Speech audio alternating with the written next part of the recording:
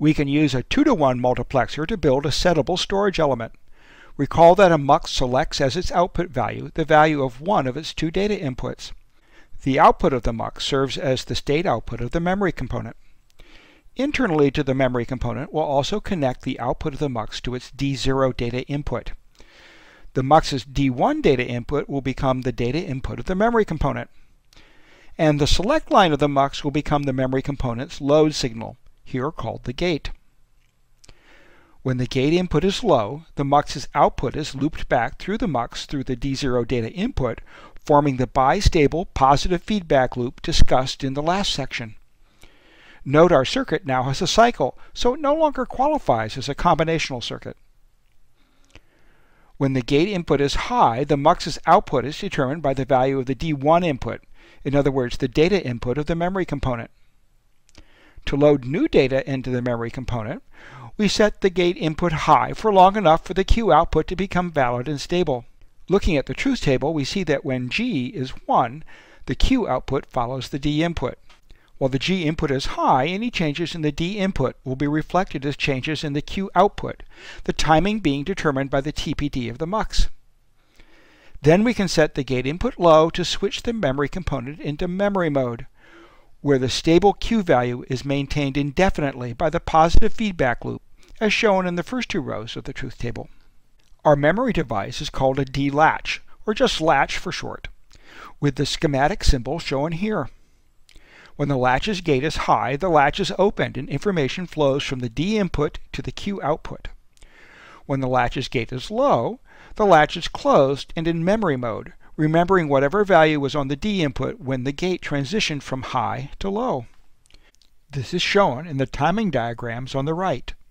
The waveforms show when a signal is stable, in other words, a constant signal that's either low or high, and when a signal is changing, shown as one or more transitions between low and high. When G is high, we can see Q changing to a new stable output value no later than TPD after D reaches a new stable value. Our theory is that after G transitions to a low value, Q will stay stable at whatever value was on D when G made the high to low transition. But we know that in general we can't assume anything about the output of a combinational device until TPD after the input transition. The device is allowed to do whatever it wants in the interval between TCD and TPD after the input transition. But how will our memory work if the 1 to 0 transition on G causes the Q output to become invalid for a brief interval? After all, it's the value on the Q output we're trying to remember. We're going to have to ensure that a 1 to 0 transition on G doesn't affect the Q output.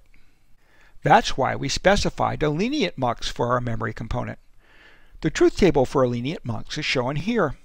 The output of a lenient mux remains valid and stable even after an input transition under any of the following three conditions. 1. When we're loading the latch by setting G high, once the D input has been valid and stable for TPD, we are guaranteed that the Q output will be valid and stable with the same value as the D input, independently of Q's initial value. Or 2. If both Q and D are valid and stable for TPD, the Q output will be unaffected by subsequent transitions on the G input. This is a situation that will allow us to have a 1 to 0 transition on G without contaminating the Q output.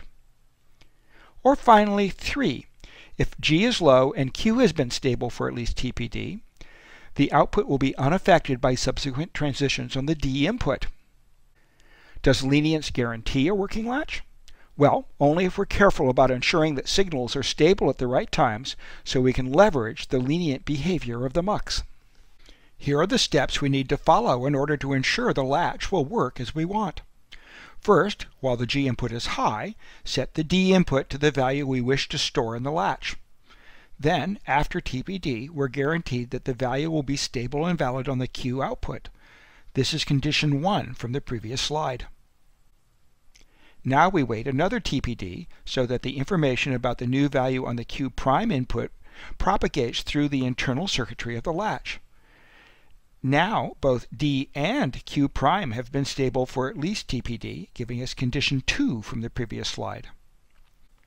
So if D is stable for 2 times TPD, transitions on G will not affect the Q output.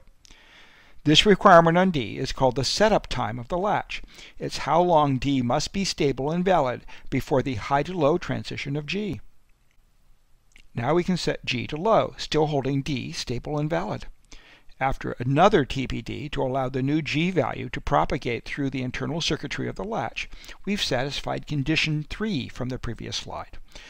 And the Q output will be unaffected by subsequent transitions on D.